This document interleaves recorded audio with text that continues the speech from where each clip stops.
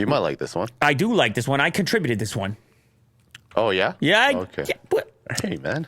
I don't know. There's so many news stories now. I contributed this one. Good on you. Because this is an obsession of mine, one-pedal driving. Yeah. And the way Porsche approached one-pedal driving on their vehicle and how different that was than what Tesla did.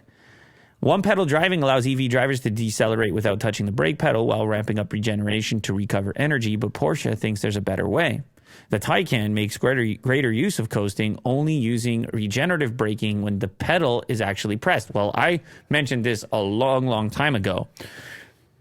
Regen braking on the Porsche Taycan is initiated by the brake pedal, which in your mind kind of makes more sense. You're like, oh, yeah, right. I want regen. I can regen on demand based on pressing this pedal. And the actual ceramic brakes on the one that I have are not engaged unless you press on it hard, and they're necessary. So there's some really funky software stuff going on there to determine when to engage the actual mechanical components or when to use the regen. So you still want it manual, the regen braking? Well, there's an argument in either direction. The argument on one pedal is people are too dumb to manage this, and we're going to do it for them, so we're on the max regen at all times. Now, I'm particularly sensitive to it because I have the Plaid model, boo-hoo, cry, cry, whine, whine, but that car it does not have sufficient braking for something that's that fast. This is, in fact, so much so that they've limited the top speed on it because it has these little brakes. Yeah. The upgrade for ceramics is 20 grand. Will knows. Which, by the way, is not that crazy for ceramic brakes. I'm not. But you can't get it from factory, and it's still not available. Yeah. And this is a really weird. I don't really care about it in this case. I'm not driving like an absolute psychopath, but the regen is mandatory, and the strong regen is mandatory in Plaid mode because you need it to stop the freaking thing because how fast it is. Look how sick those ceramics look on there. Now, it's not going to be for everyone. They've been supposedly available early 2023. It said that for a while. And designed for the ultimate track experience. But apparently once these go on, then the limiter comes off on the top speed if you actually do want to take it to the track. Oh, okay. Once you install these, it's a little software update. But it doesn't matter because the two companies have a much different approach with the pros and cons. If you look at a traditional Porsche driver, they're not going to be used to such aggressive braking from the jump on their vehicle. Maybe they came from a 911 or something, and they're used to having their own finely tuned manual control of these functions. You mentioned, Will, on your car, you have different software options than I do for decelerate or for regen braking. Yeah, where there is a crawling option. These don't even exist on the Plaid.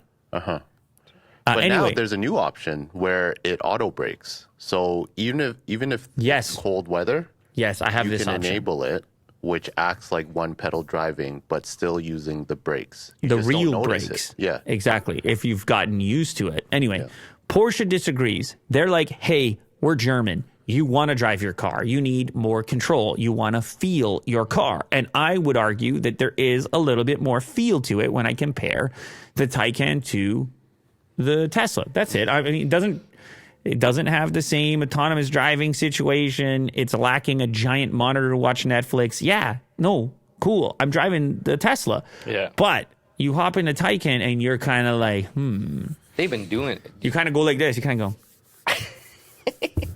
Get creepy with it. You hear that noise right there? That's what you kind of do. You get in there and you're like, damn, man, I feel like I'm in a cockpit and I'm like hugged a little bit and these seats and like it just feels a little bit more racing heritage. But on top of that, they thought about this a lot, how they were going to approach regen. According to, what's his name? Martin Reichennecker. This is a more efficient way of driving. He's the senior manager for chassis testing at Porsche Engineering. He said in the release because it keeps the kinetic energy in the vehicle. Okay, let's continue. The argument is essentially that one pedal driving involves energy losses both when decelerating and accelerating. So in the Porsche engineering department's view, it's better to allow the car to continue coasting after the driver removes their foot from the accelerator pedal.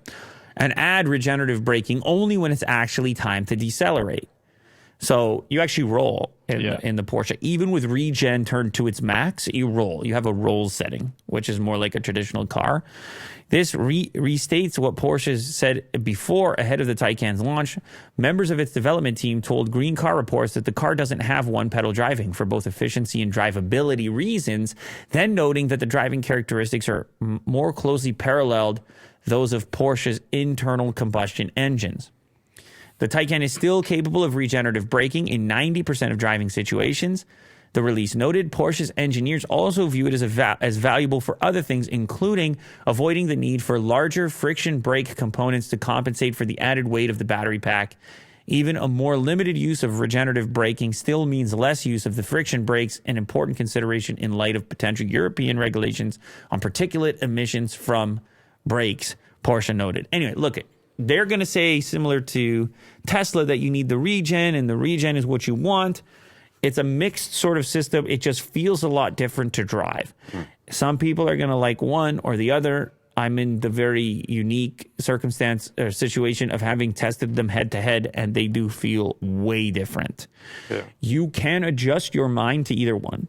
I've been driving the Tesla exclusively now for what, like a month? Yeah. Maybe more. I would say longer. And I'm adjusted. Like the one pedal is no longer making me nauseous. I'm just more subtle with it. But I don't think there's ever going to be a point where I feel like it's as refined as what's happening in the Taycan. Right. And that's just the bottom line on it. Yeah. There is something very subtle and nuanced about the experience in that Taycan. It comes like the range is not there, the big monitor's not there, the big trunk is not there. Although I guess there it is if you get the Cross Turismo version of it. Right. But it's something about it. Well, I went to the steering. There's something about it. Go ahead, Mo. I was just going to say that like it makes sense that they're really good at nailing or tweaking this part perfectly, because I was at the auto show this weekend and they have their 75th anniversary Porsche for sports cars. So they've been making sports cars for 75 years now. They've got this honed in, right? Like the feel. And when I drove your Taycan, as soon as you're in the driver's seat, you feel like you're in a race car. Somebody over here says the Taycan feels like a Prius in comparison to the Plaid. Are you nuts? What's going on, John Smith? What's going on here? Are you talking about the Turbo S model? Or are you talking about like some base model? Like, what are you talking about over here? Damn, dude. You're right, Mo. You're absolutely correct. You're talking about heritage right now. Yeah. Talking about heritage right here. They've just been doing it forever and doing it well. You went to the auto show? Yeah, it was a lot of fun. What? You're not going to give us a breakdown? I heard about it. Yeah. Oh, he gave you a breakdown. I gave Willie do a breakdown. So you come in here and you do the show. That's it. And then you leave. Well, that's not true. He doesn't just leave. This guy trying to put me on blast right now? There's no story time. He's you. right. You're a busy guy. Typically, we don't have like early what's mornings. going on right now? What does this show turn into? You put the two of you here and all of a sudden it's... We just start bullying. Yeah. Well, you don't have time for us here. Like as if I'm on a beach somewhere. I want to see where the beach is, Will. No, I'm just saying you're a busy guy. Show me the beach. It's right there. Man, it was a lot of fun. There was like... Yeah, because after I shoot this show, then someone else comes, grabs me right by the neck and move me some other direction. Yeah. They grab me right here by the neck. They grab me by the ear like this right here. You know, you grab the ear and they pull me down the thing because I got another thing I'm supposed to, I got to shoot. You got to do this and that. And day to day, people don't know the day to day. They don't know the day to day. The stalker does, apparently. The stalker does. That's low, man. That's too soon. It's still going on right now. It's not even solved. That's way too... As soon as you told me, I had to roast you. That is way too soon, dude. Yeah. Here's a fun one. Damn, dude.